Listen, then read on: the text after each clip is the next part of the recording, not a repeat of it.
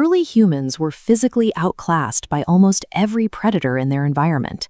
Facing a saber-toothed cat in the dark usually meant certain death. Our ancestors survived because they could observe, adapt, and solve problems faster than their predators could hunt. They realized that wild animals fled from fire, so they learned to capture it for defense. They observed how certain structures blocked the wind, so they built shelters to endure the winter. Once they acquired these survival skills, human populations stabilized and civilization began to take root.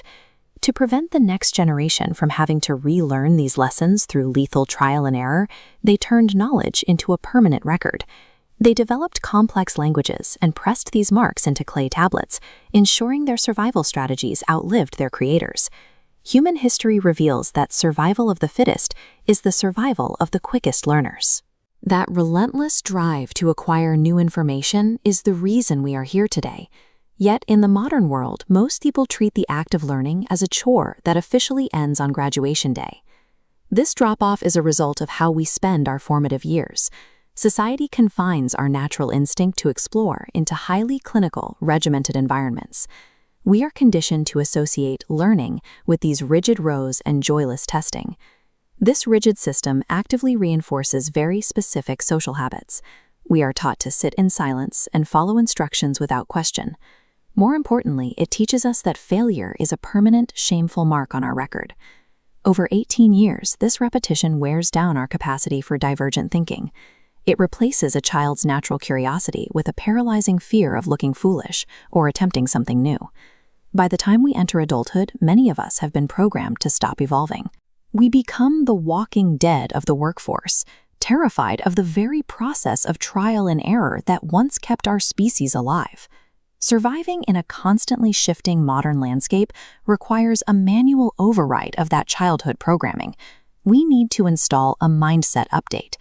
The first glitch to address is our emotional response to failure, specifically the intense dread of looking stupid in front of our peers. Look at how the brain processes risk. On the left is a physical predator. On the right is a social failure. The biological error is our brains process the social risk of a bad idea with the exact primal panic as a physical attack. To learn effectively, we have to intervene in this biological response. We must consciously break the link between social discomfort and mortal danger, forcing ourselves to speak up even when our heart rate spikes. Mastering your emotional response to failure is the baseline for all adult growth. Once you control that fear, you can become a self-starter, someone who seeks out new information and solves problems without being prompted by an authority figure. This behavior runs against our early training, where we were taught to wait for a teacher to assign us a task before we moved. Modern high-performance learning organizations, or HPLOs, depend entirely on these individuals. These companies prioritize continuous adaptation, relying on self-starters to find more effective ways to work and outpace their competitors. In adulthood, no one will hand you a syllabus for your success. You have to generate the curriculum and drive the execution yourself. Individual willpower is only half the battle. Your progress also depends on your environment, a concept known as psychological safety. Psychological safety is a culture where sharing raw, unpolished ideas carries no risk of mockery. In these environments, people feel free to fail because they know they won't be punished for trying something new. Toxic environments that punish mistakes trigger the brain's fear response. The moment an employee feels unsafe, their creativity shuts down to protect their social standing. Growth requires a safe architecture. You must build environments that protect the act of trying and failing, rewarding the effort so the team can focus on the lesson.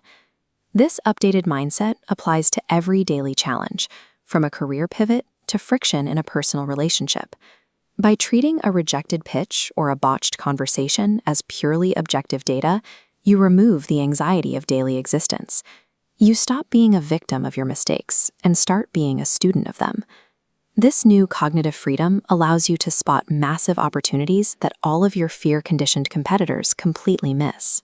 The greatest competitive advantage in any field is the relentless, unashamed curiosity we all possessed as children. In the modern world, The process of continuous learning is the true evolutionary engine that keeps you alive.